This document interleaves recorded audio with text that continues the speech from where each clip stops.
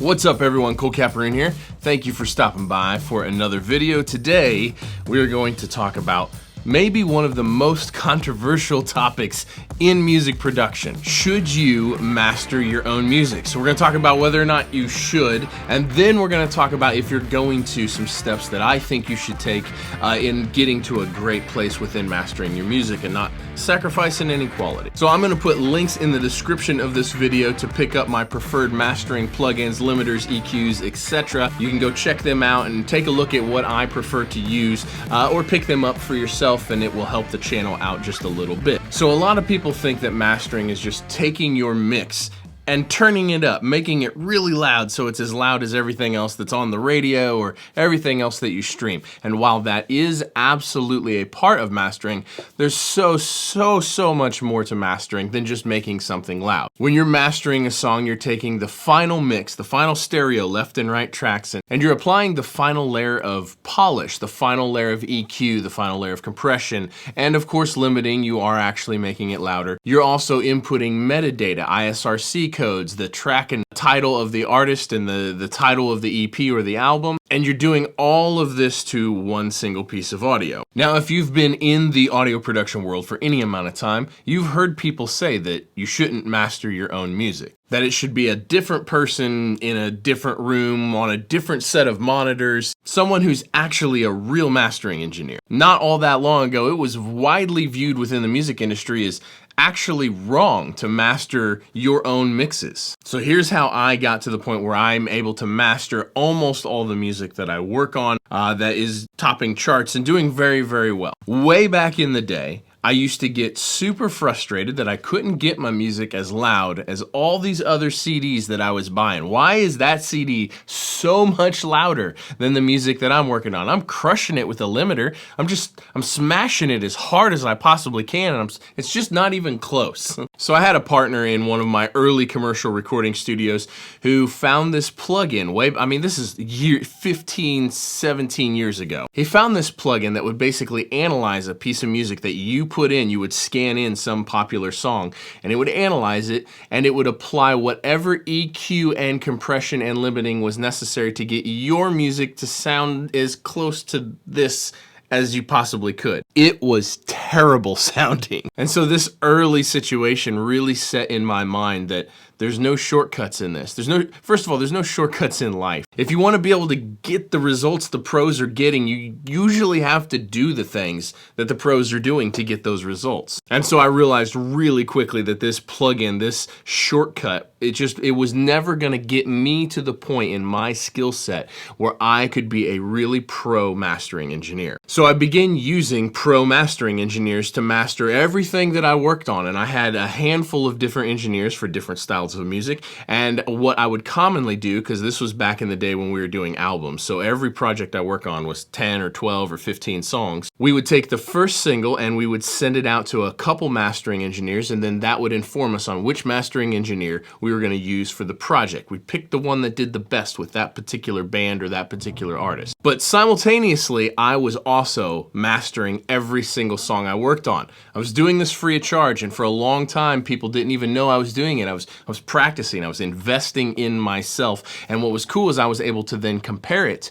to the masters that I got back from these pros, and I was able to be like, okay, he did this and this and this to my mix, and it sounds really good, so how do I do that same thing? And I was able to constantly A/B the exact same song against real pro masters and my master. Eventually there became a point when about 50% of the time I thought my master was better, and at that point I started giving the clients the option. We would do a blind test, and I would give them the option to pick the master they liked better, and then that would be the mastering engineer we used for the entire project. So after quite a few years of doing this, my ratio of beating the other masters kept getting better and better and better, and eventually there became a point when I was beating the other mastering engineers about 90% of the time. And at that point, I began offering my services as a mastering engineer formally, because I really didn't want to offer my services or call myself a mastering engineer if I wasn't capable of giving the same results as a truly professional mastering engineer. So I want to talk about a couple things that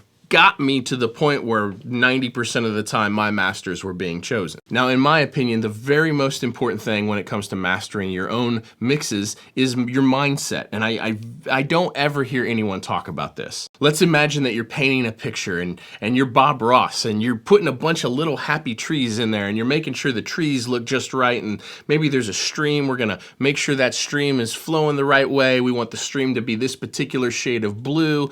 And this is what you're doing when you're mixing. You're paying attention to that kick drum and that vocal, and you're massaging all these elements individually to become a cohesive thing that becomes a piece of music that is palatable to listen to. But when you are mastering, you are not focused on the individual elements most of the time. It's a super zoomed out, super big picture, and you're just kind of color grading the entire image. Oh, this whole entire picture needs to be more blue or darker or brighter. And so this mindset shift between looking at the individual elements when mixing and zooming way out and not paying attention really to the individual elements because you have no control over them, for me, that was one of the most important shifts in being able to proficiently master my own mixes. And I'm very, very adamant about this. It's second nature at this point after this many years, but I'm very adamant about approaching a master with a completely different mindset than I approach a mix. The next thing I do is I try to maintain as fresh of a perspective as possible. So I will take off as much time as I can justify between the completion of a mix and when I master that song. Now, I move at a pretty high rate. I work on hundreds of songs every single year, so I don't really get a ton of time. Like, I can't take weeks off. No client's gonna wait weeks from the finish of their mix to the delivery of the master, but I will very, very often take 2 days, 3 days off, and in those 2 or 3 days, I'm working on 5, 6, 10 other songs, and it really kind of clears my palette. And so that way, when I come back to this song that I've mixed and it's time to master it, I'm approaching it with as fresh of ears and as fresh of a perspective as I can possibly approach it. Okay, the next thing, and I harp on this a lot on this channel, but for God's sakes, guys, this is important. Acoustic treatment is one of the single most important things in terms of being able to master your own music and do a good job at it. I've said this before on the channel, but I'll say it again so this is a standalone video. When sound comes out of the speakers, you're hearing what hits your ears and you're making decisions based on what you hear. But if your room isn't well treated, if it's not accurately tuned, you're reacting. The decisions that you're making, the boosts and cuts in EQ, you're reacting to bad information because you're not actually accurately hearing what's coming out of the speakers. And so acoustic treatment is really, really important, especially in mastering. And the better and better my rooms have gotten over the years, the better and better my masters have gotten. But it also means the better and better my acoustic tracks or my vocals have gotten and my mixes have gotten. And so acoustic treatment only helps everything. So acoustic treatment. So the next thing I think is really important is your monitors, actually. You want a pair of monitors that is pretty flat from 20 to 20, as flat as you can get them from 20 to 20.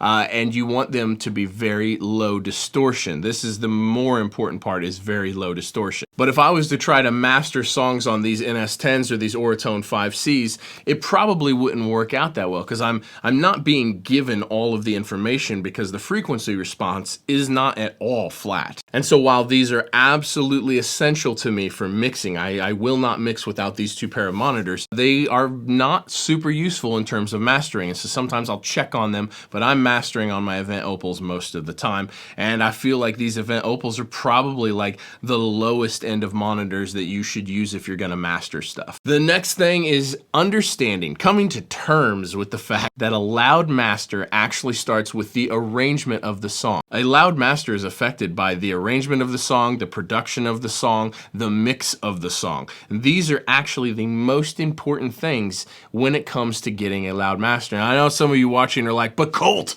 the loudness wars are over, and I want to assure you that they are not over. The game has just slightly changed, but the loudness wars are still very, they're raging. This war is still raging. So if you're going to master your own music, understanding this and working out the things, this could be 10 videos all on its own, and I'm still trying to figure out how to make a video on this particular topic. But understanding that all of these other things are drastically important into how loud your master can be. That's really important to wrap your head around. After all this, it's a lot about repetition. Like, you just have to do it over and over and over, thousands of songs in a row. And if you have the ability to hire a pro mastering engineer and compare your masters to that pro and do that thousands of times in a row, I mean, you're really gonna make huge strides in your ability and your proficiency, your competence of mastering your own music. It takes a lot of time for your ear to mature to the point of actually being a good mastering engineer. Like, you